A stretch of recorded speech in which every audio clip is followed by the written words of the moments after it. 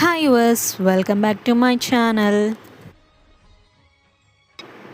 ఈ వీడియో మా కజిన్ వాళ్ళ ఇంట్లో వాళ్ళు సండే రోజు ఎల్లమ్మ పండగ చేసుకున్నారండి.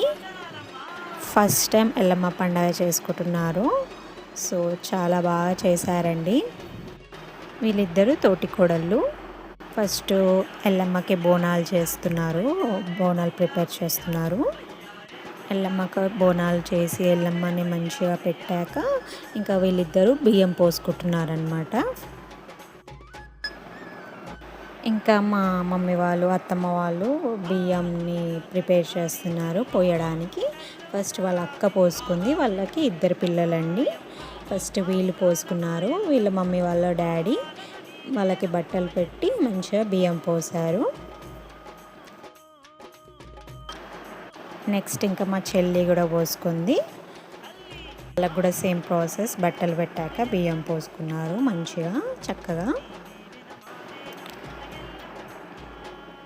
ఇద్దరు బియ్యం పోసుకున్నారండి. వీళ్ళిద్దరు శారీస్ చాలా బాగున్నాయి. ఇద్దరు సేమ్ తీసుకున్నారు. బ్లౌజ్ కూడా సేమ్ కుట్టించుకున్నారు మగ్గం వర్క్లో.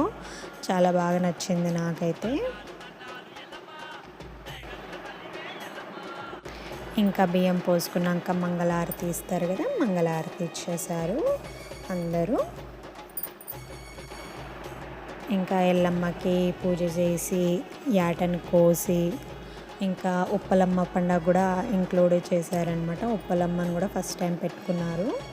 ఇంకా ఉప్పలమ్మ దగ్గర కూడా బోనం పెట్టేశారు. బోనం పెట్టి నైవేద్యాలు అవన్నీ పెట్టేసి అక్కడ కూడా ఒక యాటను కోసారనమాట. చాలా బాగా చేశారు. ఫస్ట్ టైం అయినా కూడా చాలా మంచి చేశారు. ఒక మంచి గుడ్ వైబ్ ఉంది వాళ్ళ ఇంట్లో.